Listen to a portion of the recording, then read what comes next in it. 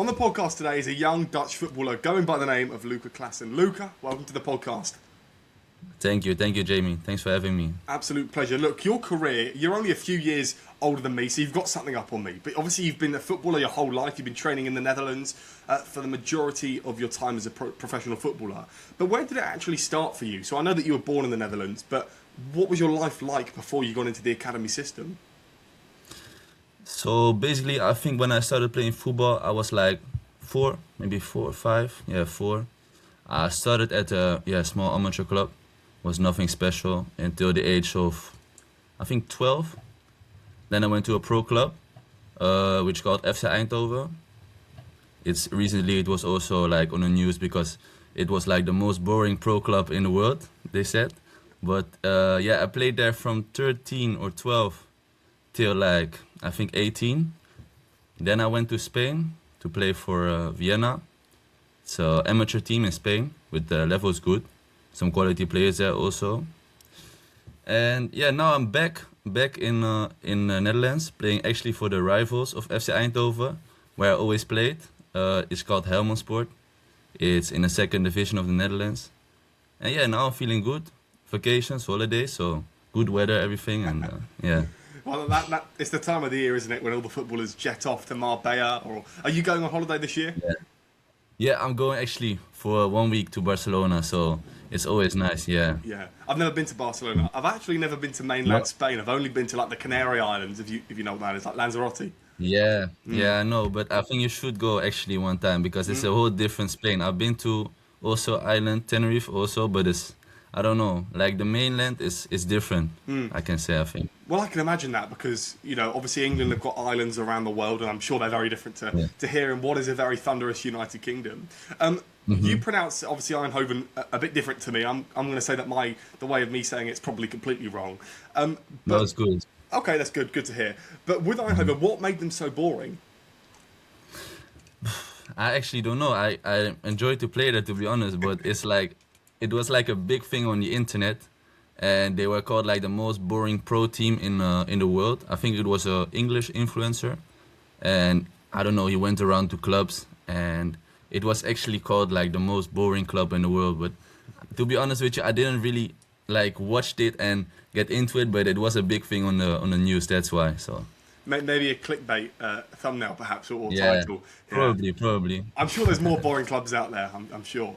For sure. What was your first memories of an academy system? Because Eindhoven wasn't your first experience of a team, right? No. I played amateur before, and people were always telling me that I was like a talented player. And before I got into academies, I was just really enjoying it. And when I was like 12, 13, when I joined the pro academy, it was like a whole different football for me. First, I had to like develop to get better and just show myself. But it was also a bit like passion that I lost first when I got into the academies, especially at such a young age. And then I started to develop and grow, and I got better, and I enjoyed it more. But like the first experience of like playing academy were not the best, to be honest, because I had to develop a lot, and for me it was always like joy, and then it was like training every day and working hard to something, and that was not always easy. But right now I'm confident and I'm happy that I did that. I'm going to jump ahead slightly. We will go back to speak about your early days, but it just came to me. You obviously know the game Football Manager. I know it, yeah. So I'm doing a save right now where I've got mods, right? So I'm in England in the lowest possible team you could be. And I'm trying to get promoted all the way. It's not gone to plan whatsoever. So I might change the idea and join Helmond Sport. I wanted to know, are you on Football Manager? I don't know. I've played a match for the first team. So I played one friendly match with the first team, and I trained like a good amount of times. But I'm currently playing for like officially under 21s. So I'm playing like on here. It says that you're on there. So I might have to do a Football Manager save, and you're going to be the captain. And when I win the Champions League, I hope so. You'll be the captain. Okay. It would be nice, actually. Of course, I think it'll be nice. Well, you'll be like the homegrown guy, 20 years old, plenty of time to win the Champions League. Could you talk to me then about Eindhoven and what the academy system is actually like there. We obviously have understood that it's perhaps a boring club, but you obviously get fed, right? You get nutrition. What is it to be like an academy like Eindhoven? No, actually, it is quite professional, like organized and stuff. You have like everything about like measurements and sprint measurements, and you know they really try to develop their players there. As you can see, I don't know if you follow it a little bit, but there's a lot of youth players getting in the first team there, and it's yeah. To be honest, it's well, it's like it's academy. It's of course it's not like PSV Eindhoven or the biggest clubs in the Netherlands, but they're really developing, and especially with the youth. Like you, if you want help, they have help for you, especially for the youth players, because yeah, they're trying to, of course, they're trying to make them go first team and then sell them. So it's yeah, it's a good academy. It's developing, especially the last 2 years, 3 years. It's getting better. It's getting there. I don't know if you can hear, but the rain started to pile down on these windows, so it's hammering. Yeah. But what was the most shocking experience that you found out when you were at an academy like Eindhoven? To be honest with you, the most shocking experience for me was the football world. I got to know it a little bit, and yeah, especially to be honest, it's not the nicest. Like people are really a bit selfish. I don't have a certain like example, but I was just like in shock because I came from like just enjoying football to everybody want their spot, and that was like the most thing that like was shocked me. But then I got to Spain and Italy and stuff, and I carried with me. So it's a bit a thing in I think in the whole football world that everybody plays for themselves and for their own spot, and that was something that I had to get used to. But yeah, I think I got used to it. When you were at the academy, blimey, the rain is. Can you hear the rain? No, I can hear the rain, but I can hear you clear. Okay, So okay, that's good. yeah. So when you were going up in age groups through the academy system, when you were training with older players, what was that like for you? Yeah. Because if I was training with older players, I would improve a lot more. Yeah, yeah, for sure. Yeah, I played when I was, I think when I was 15, I moved up also. And for me, like playing with other players is, yeah, is the best to improve. Honestly, it's the only way to improve for me, especially as a young kid, because yeah, you carry yourself differently. You want to show yourself, but you're at the other side. You're humble because you know they're older, they have more experience, and yeah, I believe that's like the main thing for young players, especially like just to play with older players, guys that have more experience, guys that want to talk to you, that want to help you. But obviously, when you do go up categories and age groups, one thing that is a con perhaps is you might start to lose confidence in your ability because you're playing with players that have years of experience over you. So how did you actually handle that confidence issue? Yeah, for me, I think it was a big thing also. I was always a player that had a lot of confidence, but when things didn't go well, especially if I play with better players, it was, yeah, of course it was difficult. But yeah, I just really tried to stay like humble, calm, and eventually like you get better, you know. So these players, yeah, like first you think they are really special, but then you realize like they are just like you. And once you realize that, I think that's the main thing that like gets your confidence back up, because you don't start with a huge confidence at a new club or at a new age group, but like eventually if you get to know the guys and if you show yourself, which I did, I think then you will just get better and yeah, eventually get the chance, even though it may take a little bit longer. For me, I also think that I deserve like to already play in the first team right now, but it takes a bit longer. But yeah, just stay patient, and then the confidence, yeah, you have to have it, and if you don't have it, it will come. When you decided to go to Spain, how did that move actually come about? Was it a scholarship?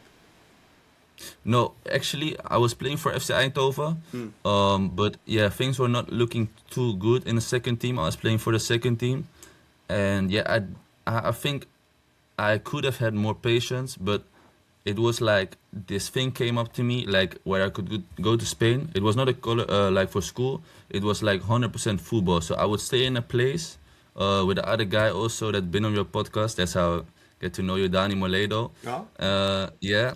So yeah, then we went to Spain. I went to Spain, and yeah, it was just like really hard. Like honestly, like sleep, train, sleep, and repeat. It was like just like academy. So it was an academy, but it was not a real club. but you played for a club actually. But it was just to develop and then to make a step, which I did. Were you getting paid when you were there? No, no, it was just like accommodation and food. That's it. Yeah. Okay, and so this academy is sort of built off that, so they will train players up, but the only thing that is transactional is you're playing for them, but they pay for everything for you. Yeah, I think it depends on the player, of course.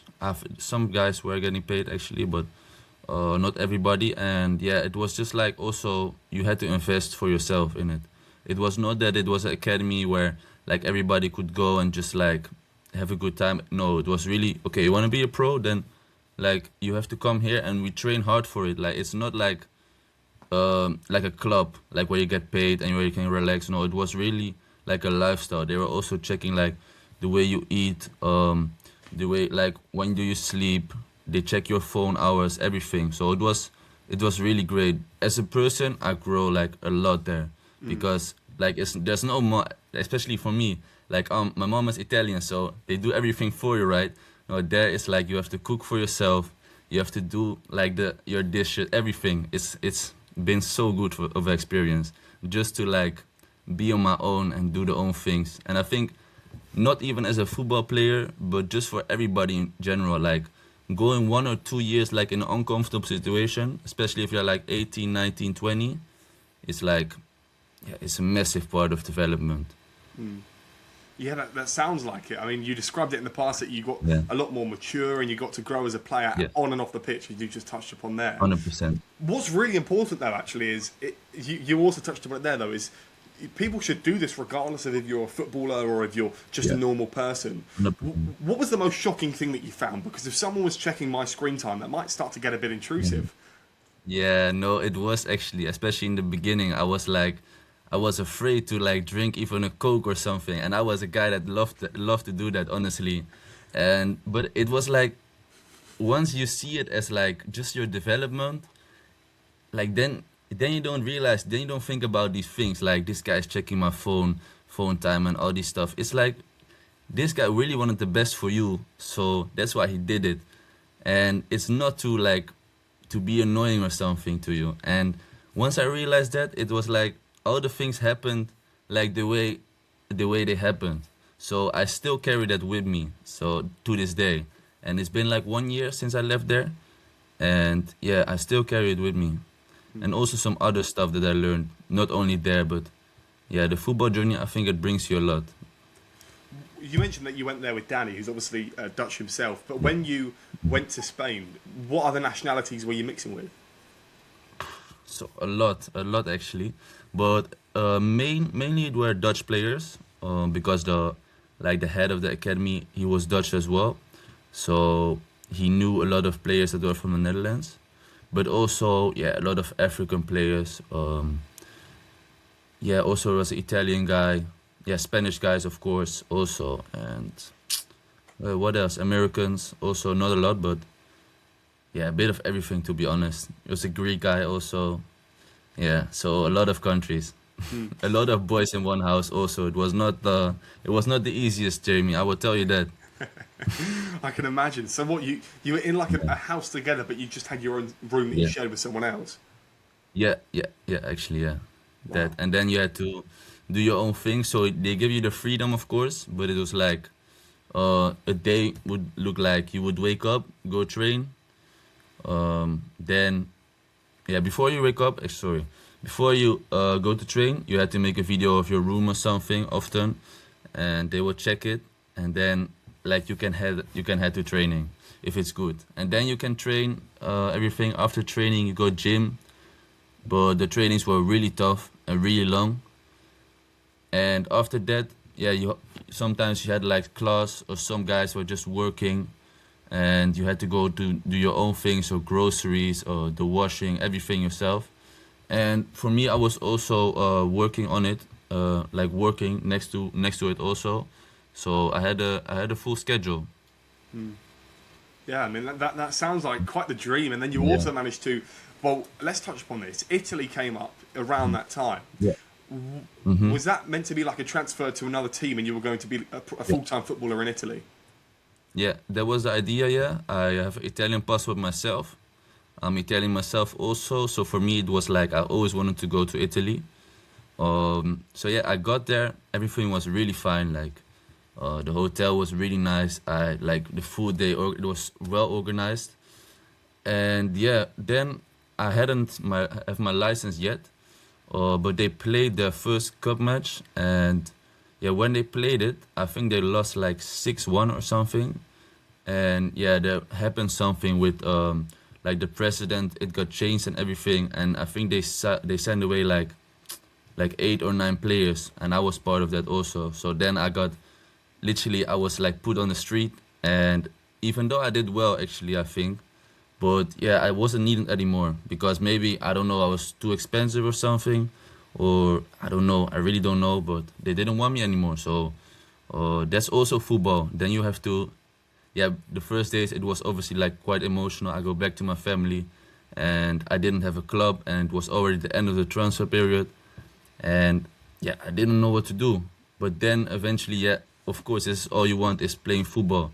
And yeah, at that time I was still 18, 19, so like I was really young still. So yeah, eventually I then got back to Spain, and then I got to move to where I'm now, and that is Helmond Sport. But when you were in Italy and the move came through that you were hopefully going to sign there, was that because of the Yeah. work that you were doing in Spain? Yeah, yeah, 100%. But I have to say, the owner of the academy, he organized also often trials for players. Yeah, also to different clubs, better clubs also. And yeah, for me, he got the opportunity to play in Italy. So yeah, that's why I went, and yeah, that's what happened. You're at Helmond Sport now, as we touched upon before. You must have been quite delighted that you managed to find a club again. And when you signed for them, how many years is the contract? So basically, I had 1 year, and now I have a other year expanded. But it's like, for me, I'm in between the second team and first team. So it's not that I'm um, a first team player, but I'm really like training with them, and I have played a friendly, and now the next year I really hope to go like 100% first team and break through, because I think I can do it, and I will do it. Yeah. So with the manager, how much communication is there with a player like yourself in the first team when you really want to push Yeah. through and break through? Yeah. Currently, there's a new coach. I have not spoken with him yet, but yeah, it's yes. I think it's also normal because yeah, I'm still on a 21 player, and uh, yeah, the assistant coach I know, first team coach I don't know, and yeah, the rest of the club I obviously know. I have yeah, I think I have good connections with them.